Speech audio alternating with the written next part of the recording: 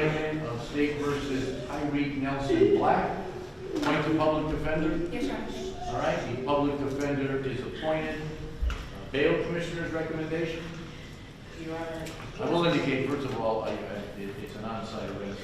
I did read through the report, and I will clearly make a finding of probable cause for the crimes, including the crime of murder.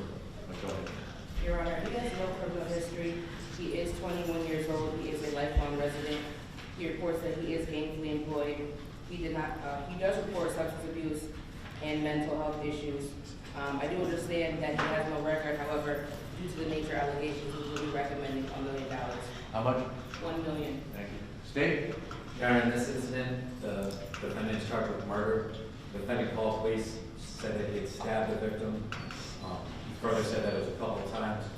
When officers arrived, he refused to open the door and threatened the officers that he would stab them if they entered.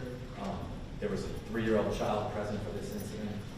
The defendant fought with officers, and the victim suffered 9 deep puncture wounds. State police said bond should be $2 million. Counsel? Thank you, Your Honor. As stated by Bill, Mr. Black is 21 years old, grew up in Hamden, Connecticut. He's been a native of our state his entire life. He attended school, graduated from ACES, and as stated, he has no criminal record. Your Honor, Mr. Black is truly a product of his environment, his upbringing. His background consists mostly of depending on state benefits, grew up in foster care, multiple ineffective DCF involvements. Lack of guidance and support led Mr. Black down the trail of mental health issues. He has multiple diagnoses, including PTSD, multiple stays at inpatient services, outpatient services, and many prior suicide attempts. Even though through all this turmoil in his life, he was trying. Prior to this incident, he was working part-time in Wallingford as a flagger. He had recently completed programs in treatment and was doing well.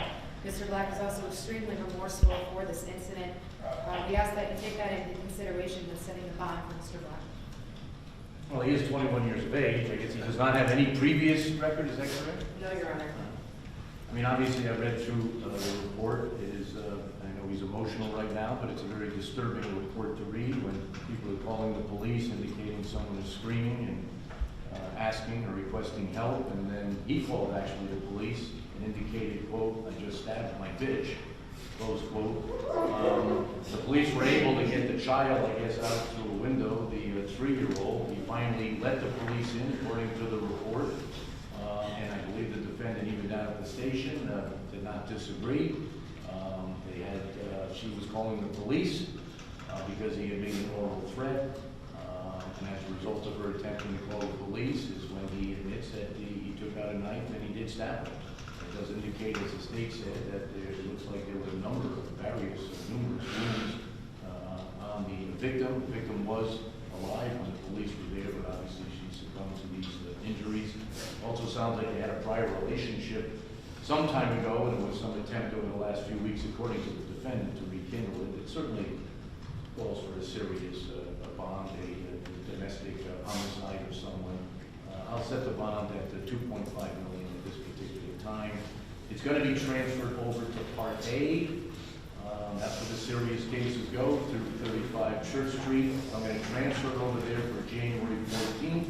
The bond is set without prejudice. Certainly, if you're going to get a public defender over there, they would have the right to argue the bond again over there. But January 14th would be the next date at 235 Church Street.